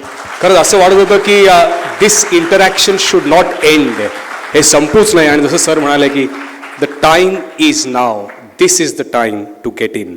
येस, आपल्याला थोडा वेळ आहे सरांना काही प्रश्न विचारण्यासाठी, तर I am throwing it open to the audience. कोणाला काही प्रश्न विचारायचे आहेत तर प्लीज रेज युअर हँड आणि आपले volunteer. Yes sir. Sir, my name is Vishal Sanghvi. I am an innovation and business accelerator. Sir, any startups for any industry, either IT or any other sector, actually, there is a challenge about the angel investment starting, actually. So, do you think that right now, in a global community, there is also people are doing angel investment either in Middle East or other country? So, our Indian startup should be explored along with Indian angel. They should explore overseas angel investor. So, they will help you to get the entry into their market also, because they have some emotion with the Indian company product actually. So, I want to and how such kind of any environment is there where our startup is connecting overseas angel networks, not only for only North America but other part of world also. Okay, I think good question. My feeling is connection is already built. Okay, there are a lot of platforms that take you to the investors outside India who are angel investors. For example, we have got Indian Angels, we have got Bombay Angels. These are the platforms where you can go and it's like not like exactly like Shark Tank, but every week they meet or every fortnight they meet, and there are 10 presenters who present. And there are angel investors sitting, and they can pick up any businesses that they like and start talking about the angel investment. Okay, so these platforms are now very much available. Only thing, as I said, you have to be very careful while choosing angel investor, and because money is available, you have a choice of angel investor. Don't go to a wrong investor, because that can be really painful for your doing business, ease of doing business, too much of interference, dominance, vagare vagare. Okay, so be careful on that. But getting angel investment from a known person is the best idea. From foreign, I don't think we require a foreigner to get in and do the angel investment. Okay, but because requirement is not big. As I said, angel investor is always between 50 lakhs to 2 crores. So I think there are enough rich people in this country. राजेशला विचारा तुम्ही, तो एक 10-15 कोटी सहज काढू शकेल आता. आणि सॉरी, पुष्कर पण इथे बसलाय तो. Oh, sure. That corridor, what we call as a Indo-US corridor, for example, and we definitely concentrate on that. Only thing, your product should be universally acceptable. Okay, so if as I said, if the problem is larger, then the solution can be taken outside India. Okay, I'll give a simple example, a quick example. Uber is now known to everybody, right, worldwide. But now there are a lot of issues with Uber. Okay, and I don't know whether you experience that, but many times you see the driver cancels your trip, he doesn't show up, blah, blah, blah. If you ask driver, they say, oh, Uber is giving me less money. Okay, and so on and so forth. Now you must have heard about blockchain technology also. Now blockchain technology actually will eliminate Uber as a company. So it will connect a customer to the driver directly and the deal will happen directly. Okay, as we talk, we are getting a startup who is exactly doing the same thing. It will be P2P transaction, person to person transaction, or P2D, person to driver transaction. No Uber involved. So every taxi driver will pay 100 rupees subscription per week or per month. Okay, and he will be provided with the options. And when you book it, you get the options. It's like an auction. You choose a car, you choose a driver, you choose the price, and book it, and you will be serviced. That entire money will go to the driver. Now, this is the business model. Now, can I take it to New York? I think New York will welcome this. Okay, only thing, ensure that your app has an entry barrier. Because moment you put that idea as an app, and if there is no entry barrier, then immediately 10 people will copy it and get into business. And it will be a competition.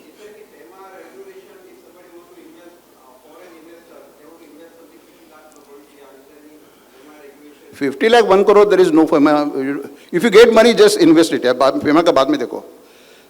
Okay. Yes, thank you. Any other questions? Any other questions? Somebody at the back. कोणाला प्रश्न आहे? Okay. Yes sir, thank you sir. जोरदार टाळ्या आपण घैसा सरांसाठी. Sir, पण तुमच्या हस्ते एक सन्मान, एक सत्कार करायचा आहे. आपले जे मीडिया पार्टनर आहेत, महाराष्ट्र टाइम्सचे श्री वैभव वझे इथे आलेले आहेत. मी त्यांना आमंत्रित करतो आणि may request a team to kindly hand over. Yes Ghaisa sir, तुमच्या हस्ते आपण ही एक छोटीशी भेटवस्तू आपण महाराष्ट्र टाइम्स मीडिया पार्टनर. कालही छान एक आर्टिकल आलं होतं आणि या सर नोट्स घेत आहेत. आणि definitely over the next couple of days सरांच्या हस्ते आपण सत्कार करूया तो श्री वैभव वझे यांचा महाराष्ट्र टाइम्सचे.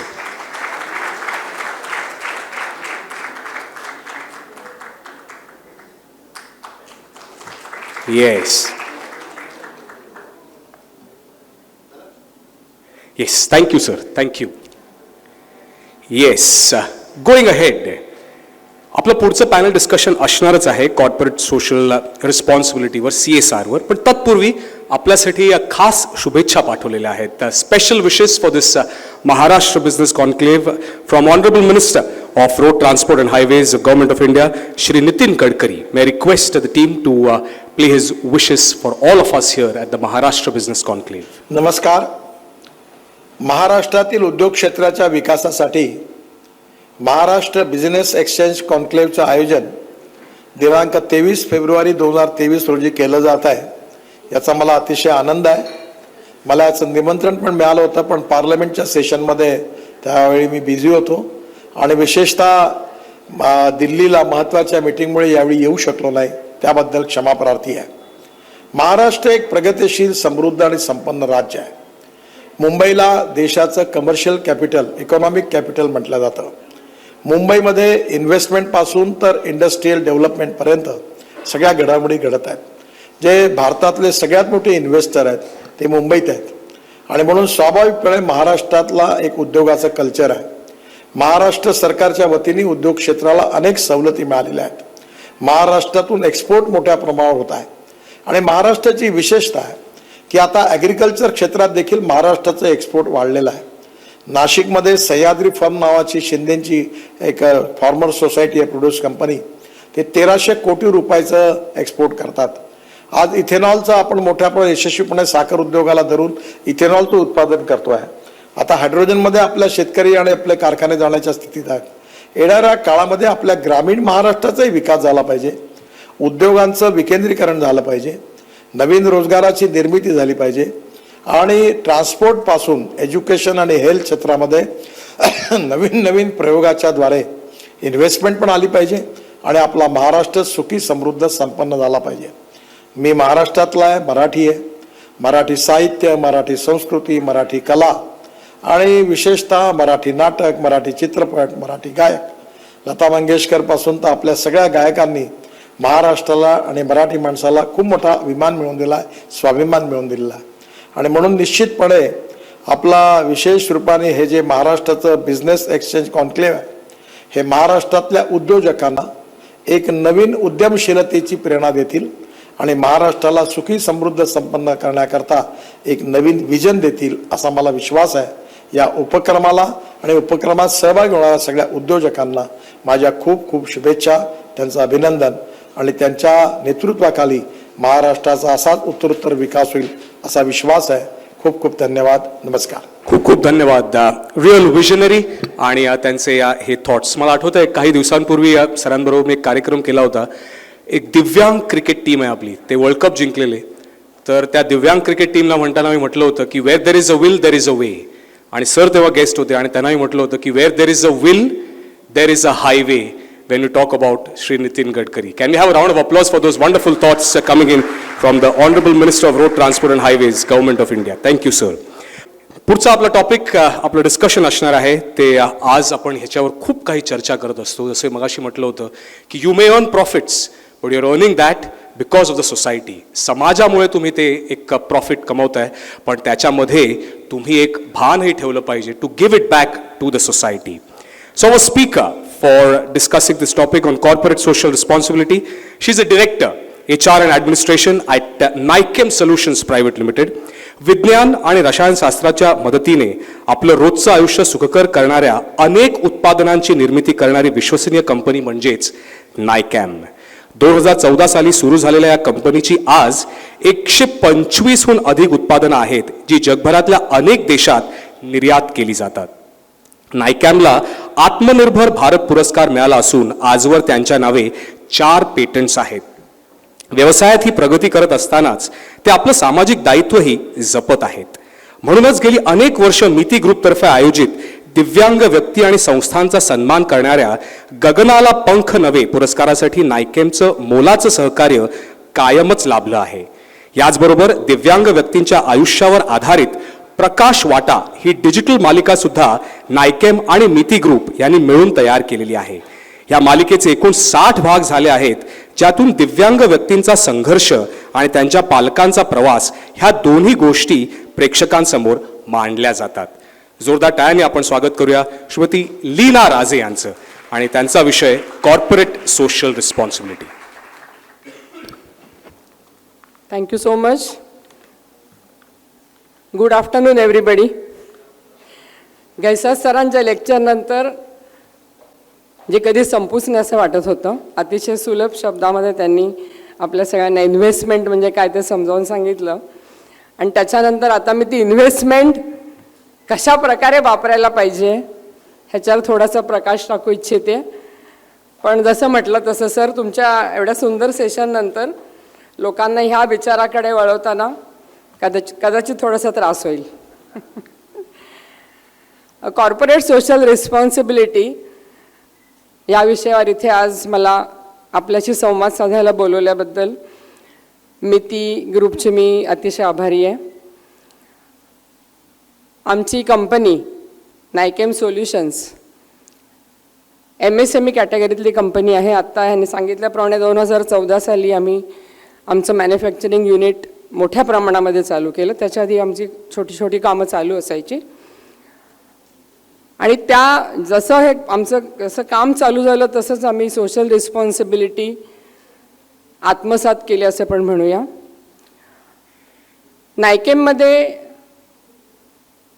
सोशल रिस्पॉन्सिबिलिटी हा शब्दाचं भाषांतर सामाजिक जबाबदारी असं मी करत नाही, तर त्याला आम्ही सामाजिक बांधिलकी म्हणतो. कारण ज्या समाजातनं आपण आलोय आणि ज्या समाजामध्ये आपण राहतोय वावरतोय त्या समाजाचं आपण खूप काही देणं लागतो. हा आमचा म्हणजे ह्याच्यावर आमचं नीतिमूल्य आधारलेली आहेत कंपनीची. नायकॅममध्ये मी खूप रिसेंटली ओनर म्हणून जरी अनेक वर्ष जरी मी इथे असले तरी प्रत्यक्षात कामी काही महिन्यांपूर्वी करायला लागलेली आहे. आणि यापूर्वी मी SNDT युनिव्हर्सिटीच्या अंतर्गत असलेल्या कॉलेजमध्ये प्रिन्सिपल होते. अनेक वर्ष मी प्राचार्य म्हणून काम केलं. आणि SNDTची जर का आपल्याला काही माहिती असेल तर इथे ही फक्त मुलींची युनिव्हर्सिटी आहे. मुलींना तिथे शिक्षण दिलं जातं. आणि बऱ्याच कॉलेजेसमध्ये SNDTच्या अतिशय गरीब घरातल्या मुली येतात की ज्यांना शिक्षणासाठी पैसे नसतात. ॲस्पिरेशन्स खूप असतात, शिकायचं असतं, खूप मोठं व्हायचं असतं, परंतु शिक्षणासाठी पैसे नसतात, इतर खर्च करायला पैसे नसतात. अशाच एका कॉलेजमध्ये प्रिन्सिपल म्हणून काम करताना मला जाणवलं की CSRचे आपण दोन नाण्याच्या दोन बाजूंसारखं ते म्हणू शकतो की एक बाजू घेणारी असते आणि एक बाजू देणारी असते. तर घेणाऱ्या बाजूची मी रिप्रेझेंटेटिव्ह म्हणून खूप वर्ष काम केलं.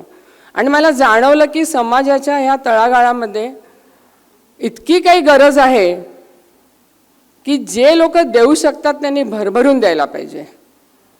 आणि इतकं दिलं पाहिजे की जसं आपण म्हणतो की देणाऱ्याने देत जावे, घेणाऱ्याने घेत जावे, आणि देता देता घेणाऱ्याचे हात घ्यावे. त्या प्रकारे मुलींना आम्ही तो संदेश सारखा द्यायचो की तुम्हाला मिळते, ह्याच्या पुढे जाऊन तुम्हाला हे लोकांना द्यायचं काम करायचं आहे. आणि छोटे छोटे प्रोजेक्ट्समधून आम्हाला जाणवत गेलं की अतिशय गरीब घरातल्या मुलींना अतिशय मोठ्या प्रमाणात त्यांच्या गरजा असतात. आणि त्या पूर्ण करण्यासाठी मग आम्ही मोठ्या मोठ्या कॉर्पोरेट हाऊसेसना अप्रोच करायला लागलो की तुम्ही तुमच्या विभागातनं काहीतरी आमच्यासाठी करा. जेव्हा 2014मध्ये जेव्हा हा कायदा आपल्याकडे मॅन्डेट झाला CSRचा, त्याच्यापूर्वी असं काही कंपल्शन कोणावर नव्हतं. आणि त्याच्यामुळे सर्वसामान्य माणसांची आणि सर्वसामान्य बिझनेस हाऊसची अशीच रिॲक्शन असायची की हे काय, म्हणजे कशासाठी करायला पाहिजे. जाऊन त्यांच्याकडे खूप प्रमाणात त्यांना समजायला लागायचं की का मुलींना ही गरज आहे आणि तुम्ही काय करू शकता ह्याच्यामध्ये. 2014 नंतर परिस्थिती पुष्कळ बदलली, कारण जेव्हा त्यांच्यावर हे कंपल्शन आलं की जर तुमची नेटवर्थ 500 कोटीच्या वर असेल किंवा जर तुमचा नेट प्रॉफिट 5 कोटीच्या वरती वर्षभरातला होत असेल तर तुम्हाला कंपल्सरी 2% तुमचं प्रॉफिट CSRसाठी खर्च करायला पाहिजे. हे कंपल्शन आल्यानंतर कंपन्यांचा अप्रोच पूर्णपणे बदललेला होता. स्वतःहून बरेच कॉर्पोरेट हाऊसेस आमच्याकडे आले की तुमच्या मुलींसाठी आम्ही काही करू शकतो का म्हणून. परंतु तत्पूर्वी आम्हाला खूप बऱ्याच प्रमाणात फाईट करावं लागलं आणि हा निधी गोळा करताना खूप कष्ट घ्यायला लागले. तर ही बाजू बघितलेली असल्यामुळे नायकेम कंपनीमध्ये जेव्हा मी आले, आणि नायकेम कंपनीचं जरी माझी एंट्री मागून झाली असली इथे, तरी पण माझे मिस्टर राजन राजे ह्या बिझनेसमध्ये गेले अनेक वर्ष आहेत आणि समाजाप्रती असलेलं दायित्व ते खूप चांगल्या प्रकारे निभावत होते. आणि त्याच्याचमुळे बऱ्याच गोष्टींची जाणीव तेव्हापासूनच होत होती. सो नायकेमनी बरंच काम CSRवरती केलेलं आहे. तर मी इथे असलेल्या सगळ्यांना हे अपील करीन जे आता नवीन बिझनेस चालू करतात किंवा ज्यांचे बिझनेस छोट्या प्रमाणात आहेत, त्यांना मी असं सांगेन की सरांच्या सगळ्या आत्तापर्यंतच्या गायडन्सप्रमाणे आपण बिझनेस मोठा तर आपला केलाच पाहिजे, परंतु तो करत असताना समाजाप्रती असलेली जबाबदारीची जाणीव आपण जागृत ठेवली पाहिजे. CSR ज्या कॉर्पोरेट हाऊसेसना CSRचं कंपल्शन होतं त्यांना किंवा ज्यांना कंपल्शन नाही आहे त्यांनासुद्धा काही बेसिक गोष्टी पाळाव्याच लागतात. CSRचा काही भाग आपल्या स्वतःच्या कर्मचाऱ्यांवर आपण खर्च करू शकतो आणि तो केला पाहिजे असं मला वाटतं. त्याचप्रमाणे आपले जे कस्टमर्स, जे ग्राहक ज्यांना आपण सर्व्हिसेस देतोय त्यांच्याही प्रती आपली काही जबाबदारी असते. नीतिमूल्यांची जपणूक म्हणजे एथिकल बिहेवियर बिझनेसमध्ये पूर्णपणे असली पाहिजे. अनएथिकली जमवलेला पैसा आपण अशा प्रकारे खर्च नाही करू शकत. आणि त्याचप्रमाणे समाजाबद्दलची जागृती पाहिजे, एन्व्हायरमेंटलबद्दलची जागृती पाहिजे. ह्या सगळ्या गोष्टींचा जेव्हा आपण एकत्र मेळ साधू आणि त्याच्याकडे आपण त्या दृष्टिकोनातून बघू, तेव्हा आपण जो CSR देतोय आपण जे कामं करतोय CSRच्या अंतर्गत, ते आपण जसं म्हणतो की कुठलंही दान सत्पात्री असावं, तसं हे दान त्याच वेळेला सत्पात्री होतं जेव्हा आपण हे सगळे विचार करून एथिकली मिळवलेला पैसा आपण आपल्या समाजासाठी खर्च करतो. बऱ्याच कॉर्पोरेट हाऊसेसचं अशी विचारधारणा असते की टॅक्स बेनिफिट मिळतोय ना, मग CSR करूया. परंतु हा विचार थोड्याफार प्रमाणात जरी खरा असला तरी फक्त टॅक्स बेनिफिट मिळण्यासाठी आपण CSRची ॲक्टिव्हिटी करावी असं मला स्वतःला वाटत नाही आहे. कारण त्याच्यामध्ये टॅक्स बेनिफिट ही एक गोष्ट झाली, पण जर तुम्ही CSRची ॲक्टिव्हिटीज करत असाल तर तुमच्या कंपनीला त्याचे पुष्कळ इतर फायदे होतात. सगळ्यात मुख्य फायदा म्हणजे तुम्ही कर्मचाऱ्यांसाठी तुमच्या जर काही काम करत असाल तर तुमच्या कर्मचाऱ्यांना तुमच्या संस्थेबद्दल खूप आपलेपणा वाटतं, त्यांच्यामध्ये एक प्रकारची निष्ठा निर्माण होते, तुमच्या कंपनीचं नावलौकिक तर वाढतोच, तुमचा आर्थिक आलेखसुद्धा ह्याच्यामधनं खूप उंचावतो.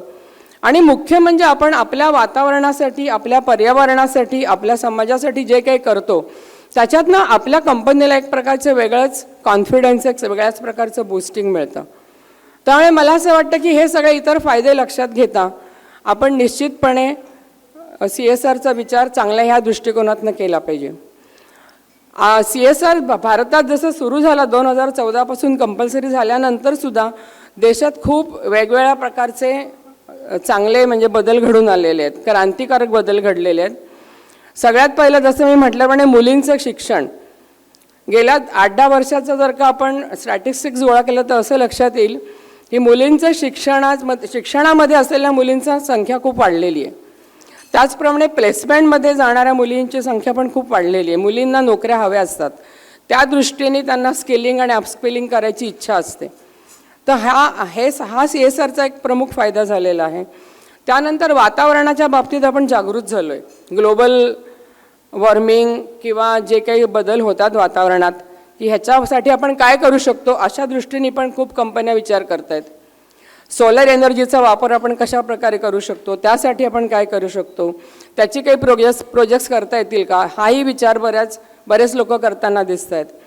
तो ओव्हरऑल असं लक्षात येतं की CSRमुळे खूप गोष्टी चांगल्या घडलेल्या आहेत, खूप चांगल्या प्रकारच्या समाजात बदल होत आहेत. तर आपण ह्याच्याकडे एक पॉझिटिव्ह दृष्टिकोन ठेवून बघितलं पाहिजे की ही जर का सगळ्या गोष्टी CSRमुळे शक्य होत असतील तर आपण का नाही करायचं, का नाही आपण परोपकारासारखी गोष्ट ही आहे छोटीशी, का आपण ह्या गोष्टीमध्ये इन्व्हॉल्व नाही व्हायचं. शासनावर जर का आपण शासनाकडनंच फक्त अपेक्षा येईल की सरकार सगळी कामं करत राहील, सरकारने इन्फ्रास्ट्रक्चर पण क्रिएट करायची, सरकारने आता आपण बघितल्याप्रमाणे नितीन गडकरी म्हणाले तसं हायवेज चांगले बनवायचे, इन्फ्रास्ट्रक्चर क्रिएट करायची, सरकारने मुलींच्या शिक्षणाची जबाबदारी घ्यायची, त्याच्यासाठी बेटी बचाओ बेटी पढाओ सारखे कार्यक्रम करायचे. त्याचबरोबर 2031 पर्यंत आपल्याला $10 ट्रिलियन अर्थव्यवस्था करायची, त्यासाठी प्रयत्न करायचे. आणि हे सगळं करत असताना देशाची इमेज चांगल्या प्रकारे वाढवत राहायची. आणि ह्या दृष्टीने आपलं सरकार काम तर खूप करतच आहे, परंतु हे करताना सरकारवर ताण तर येतच असेल ना. एवढी मोठी अर्थव्यवस्था चालवायची हे काही सोपं काम नाही आहे. मग त्यातला एक छोटा खारीचा वाटा आपण उचलू शकतो आणि तो जर उचलला तर त्याचे बरेच फायदे होतील. मला हे सगळं बोलत असताना एक नॉर्वेसारख्या छोट्या देशातली गोष्ट आठवते. नॉर्वेमध्ये एक छोटंसं रेस्टॉरंट होतं, म्हणजे ह्या गोष्टीला मी वाचलेला बरीच वर्ष झाली. तिथे सकाळपासून कस्टमर्स यायचे आणि पेमेंट देऊन ब्रेकफास्ट कॉफी आणि जेवण वगैरेचे ऑर्डर द्यायचे. परंतु कसं व्हायचं की 5 ब्रेकफास्ट आणि 5 कॉफीची ऑर्डर देणार, पेमेंट करणार आणि नेताना देणार 2 किंवा 3च क्वांटिटीज. असं सकाळचा बराच वेळ असा व्हायचा की लोक येत आहेत, भरपूर पैसे देत आहेत, तिथे ऑर्डर्स ठेवत आहेत आणि त्या ऑर्डर्स सस्पेंडेड म्हणून राहतात, त्या ऑर्डर्ससाठी कोणी घ्यायला येत नाही. आणि त्याच्यानंतर काही तासानंतर असे लोक येतात की जे विचारतात येऊन की सस्पेंडेड ऑर्डर्स आहेत का आजच्या काही, कोणी कॉफीसाठी पैसे भरलेत का, कोणी जेवणासाठी पैसे भरलेत का. आणि त्यानंतर मग ते लोक येऊन अशा प्रकारचं जेवण किंवा कॉफी किंवा ब्रेकफास्ट पिकअप करायचे. मला ही संकल्पना खूप आवडली की इथे देणाऱ्याला त्याचं नाव जाहीर करायची इच्छा नाही आहे की मी अमुक एवढे कोटी रुपये दिले असं म्हणायचे कोणाला हे नाही आहे. घेणारा कोण आहे ते आपल्याला माहिती नाही आहे, परंतु आपल्याला काहीतरी करायची इच्छा आहे म्हणून आपण नाव न देता आपण समाजाला काहीतरी देतोय. आणि ही संकल्पना मनाला खूप भावून गेली की जर असं झालं आपल्याकडे पण अशी काही सिस्टीम आपण करत असलो तर मला माहिती नाही आहे, पण नसलो करत तर करण्यासारखी गोष्ट आहे ही खूप, की अशा प्रकारे जर का आपण लोकांना देत गेलो तर लोकांनाही घेताना काही वाटणार नाही. आपल्याकडे असं होतं की आपण आपलं नाव तिथे यावं म्हणून आपण खूपच आग्रही असतो की नाही आमचं बोर्ड पाहिजे, आमचं नाव जर तिथे पाहिजे. घेणारे कोण असतात ते पण आपल्याला माहिती आहे. आणि कुठेतरी या सगळ्या प्रकारामध्ये असं वाटतं की घेणाऱ्या माणसावर नक्की परिणाम होत असतो त्याचा. त्याला कुठेतरी मेंधे पण येतं, त्याला कुठेतरी वाईट वाटत असतं की अरे मला घ्यावं लागतंय. माझ्या जेव्हा जसं मी प्रिन्सिपल म्हणून जेव्हा काम करतो तेव्हा माझ्या ज्या स्टुडंट समोर यायच्या त्यांना देणारे जे लोक होते ते त्यांना शेअर करायला लावायचे की त्यांना काय फायदा झाला या देण्यातनं, की तुम्हाला ही ग्रँट मिळाली किंवा तुम्हाला हे पैसे मिळाले, मग तुमचे अनुभव सांगा. आणि ते अनुभव सांगताना त्या मुलींच्या चेहऱ्या मी वाचू शकायचे की त्यांना वाटते त्यांच्या मनात कुठेतरी की मला हे सगळं आवडत नाही आहे. मला पैसे मिळाले म्हणून माझं शिक्षण झालं आहे पूर्ण, पण मला ते लोकांसमोर बोलताना मला ते खूप मनापासून आवडत नाही असं त्यांच्या चेहऱ्यावर ते भावना लिहिलेल्या असायच्या. आणि त्याच वेळी असं वाटायचं की असं नसायला पाहिजे. देणाऱ्यांनी निरपेक्ष मनाने जर का काही दिलं तर त्याच्यातनं घेणाऱ्याचा जास्ती फायदा होईल. आणि त्यामुळे अशा प्रकारची जी ॲक्टिव्हिटीज होतात त्या मनाला जास्ती पटतात की असं कार्य आपणही करू शकलो काही तर खूप चांगलं होईल. नायकेम आमची जी कंपनी आहे ती निश केमिकल मॅन्युफॅक्चरिंग कंपनी आहे आणि आमच्याकडे खूप इनोव्हेटिव्ह प्रॉडक्ट्स आम्ही बनवलेले आहेत. आता मला घैसा सरांच्याकडनं ऐकल्यानंतर कळलं की कुठली आयडिया पुढे जायला किती कष्ट आहेत आणि त्याच्यातनं फंडिंग मिळायला पण किती कष्ट आहेत. परंतु नायकेमचे बरेच प्रॉडक्ट्स असे आहेत की जे इनोव्हेटिव्ह आहेत आणि त्याचा पुढे समाजाला खूप चांगल्या प्रकारे काहीतरी उपयोग होऊ शकतो. आमची सगळी टेक्नॉलॉजी जी आहे ती ह्याच्यावर आधारित आहे की गरजू लोकांना पिण्याचं शुद्ध पाणी आम्ही पुरवत नाही आहोत, त्याची टेक्नॉलॉजी आम्ही लोकांना देतो आहे की त्यामुळे त्यांच्या लेवलला कमीत कमी खर्चात घरच्या घरी त्यांना पाणी शुद्ध करता येईल. किंवा शेतकऱ्यांचा नफा कसा वाढेल, क्रॉप प्रोडक्शन कसं डबल होईल, कसं डबलपेक्षा जास्ती होईल, ह्याच्यासाठी आमचे काही प्रॉडक्ट्स आहेत. सूक्ष्म जंतूंचे आजार आटोक्यात आणण्यासाठी काही प्रॉडक्ट्स आहेत. आणि प्लास्टिकचे सुरळीत विघटन करण्यासाठी आमच्याकडे ॲडिटिव्ज आहेत ज्याच्यामुळे प्लास्टिक बायोडिग्रेडेबल होईल आणि त्याच्यामुळे त्याचं आपल्याला विघटन करणं सोपं होईल आणि त्याचा परत उपयोग रिसायकलिंग करणं त्याचं खूप सोपं जाईल. कर्मचाऱ्यांसाठी आम्ही बरेच उपक्रम केलेले आहेत. प्रथमोपचाराचं ट्रेनिंग आम्ही कर्मचाऱ्यांना रेग्युलर देत असतो. योगा दिवस सेलिब्रेट करतो आणि इन्सिस्ट करतो की कर्मचाऱ्यांनी योगा करावा. पर्सनॅलिटी डेव्हलपमेंटच्या अंडर काही आम्ही कार्यक्रम करतो. व्हील ऑफ लाईफमध्ये आम्ही एक्सपिरियन्स लोकांना बोलवून त्यांच्याकडनं स्वतःच्या पर्सनॅलिटीबद्दल जे डेव्हलपमेंटबद्दल काही ॲक्टिव्हिटीज करत असतो. अस्मिता म्हणून आमचा विमेन डेव्हलपमेंट सेल आहे, त्याच्या थ्रू आम्ही बायकांना मोटिवेट करतो, त्यांना एंटरप्रेनर म्हणून डेव्हलप करण्यासाठी आमचे प्रयत्न असतात. त्याचप्रमाणे keeping the work life balance ह्याच्या अंडर पण त्यांना ट्रेनिंग देतो आम्ही. इंग्लिश सुधारण्यासाठीचे आमचे बरेच प्रयत्न आहेत. आणि क्रिसॅलिस नावाचा आमचा असाच एक प्रोग्राम आहे ज्याच्यामध्ये की आपण स्वतःची कपॅसिटी कशी वाढवू शकतो, स्वतःचे स्किल्स कसे वाढवू शकतो ह्याच्याबद्दल लोकांना ट्रेनिंग देतो. सेफ्टीच्या अंतर्गत आम्ही राष्ट्रीय सुरक्षा दिवस अग्निसुरक्षा फॅक्टरीमध्ये रवाळ्याला आमची फॅक्टरी आहे तिथे आम्ही हे सगळ्या ॲक्टिव्हिटीज करतो. वैयक्तिक लेव्हलला म्हणायचं झालं तर गंभीर आजारासाठी कर्मचाऱ्यांना मदत केलेली आत्तापर्यंत आम्ही बरीच. वैयक्तिक कर्ज देतो आणि वित्त गुंतवणूक जसं आता आपण ऐकलं तसं लोकांना सल्ला त्याच्या देण्यासाठी आम्ही बोलवतो. फायनान्शियल मॅनेजमेंट कशी करावी, तुमच्याच पगारामध्ये तुमचं कसं व्यवस्थित तुम्ही महिना तुमचा गेला पाहिजे आणि त्यासाठी तुम्हाला लोन घ्यायची गरज नको, अशा प्रकारचे काही उपक्रम आम्ही करतो. आणि ओव्हरऑल विचार जर का केला तर नायकेममध्ये एक MSME असून सुद्धा म्हणजे आम्हाला हे कंपल्शन नाही की आम्ही हे केलं पाहिजे सगळं, परंतु तरीही आम्ही सामाजिक दायित्व म्हणून या सगळ्या गोष्टी करतो. कोविडच्या ह्या पिरियडमध्ये कोविड लसीकरण मोहीम आम्ही 4-5 वेळा राबवली आमच्या सगळ्या कर्मचाऱ्यांसाठी आणि बाहेरच्या लोकांना पण दिली. एक गोष्ट सांगायला आवडेल मला की आम्ही आमचे मास्क बनवले होते आणि कोविडच्या पिरियडमध्ये हे कोटेड मास्क होते, अँटीव्हायरल कोटिंग होते ह्याच्यावरती आणि ते मास्क वापरून जवळजवळ 80 to 90% लोक आमचे सेफ राहिले.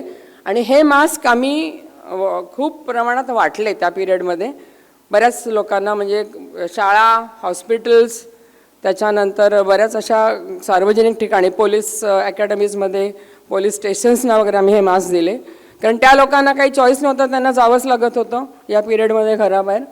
सो तसं त्या प्रकारे पण आम्ही मदत केली. मैत्रीकुल आश्रम आहे एक कडाप्याला, माणगाव कोकणमध्ये, तिथे आम्ही तिथे अशा प्रकारची मुलं राहतात ज्यांना काहीच आधार नाही आहे. आणि त्या म्हणजे 1 वर्षाच्या मुलापासून ते 25 वर्षाच्या वयापर्यंतची मुलं तिथे राहतात. त्यांना शिक्षणासाठी, त्यांना सगळ्यांना शिक्षणाची खूप इच्छा आहे, त्यांना शिक्षणासाठी मदत आम्ही करतो. त्यांचा ट्रॅव्हलिंगचा खर्च वगैरे अशा काही प्रकारचं, आणि त्यांना जीवनावश्यक वस्तूंची मदत करतो. तर हे एक चांगल्या प्रकारचं कार्य आमच्याकडनं होतं.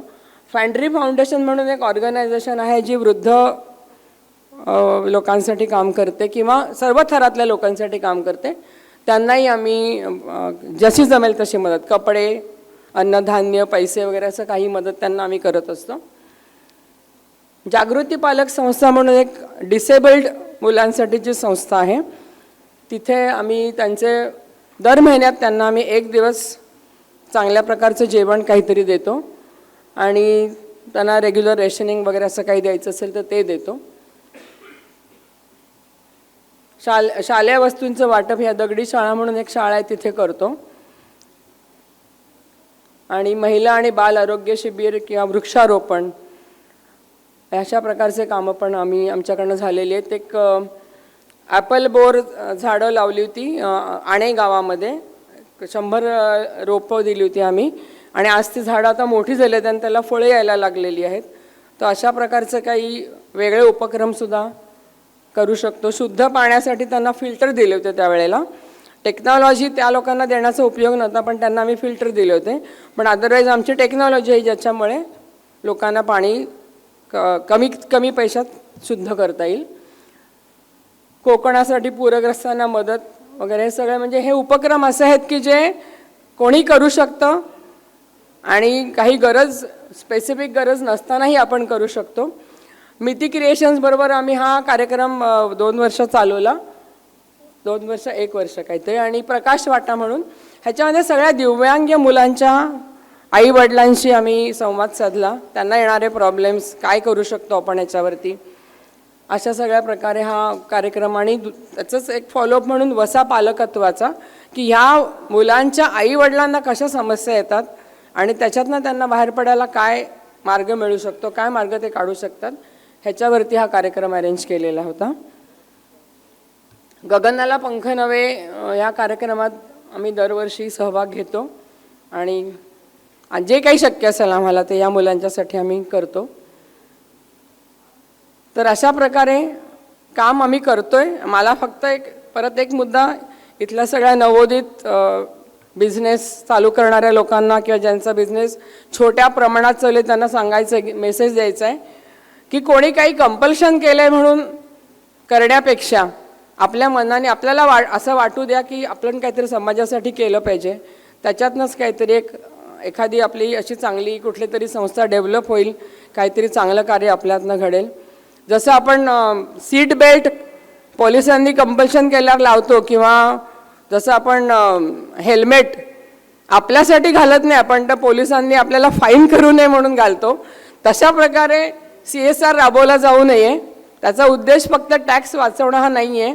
तर CSRमुळे आपण खरंच खूप चांगल्या प्रकारचं समाजात कार्य करू शकतो आणि ते करण्यासाठी म्हणून मला असं वाटतं की आपण त्याचा हातभार नक्की लावला पाहिजे. धन्यवाद.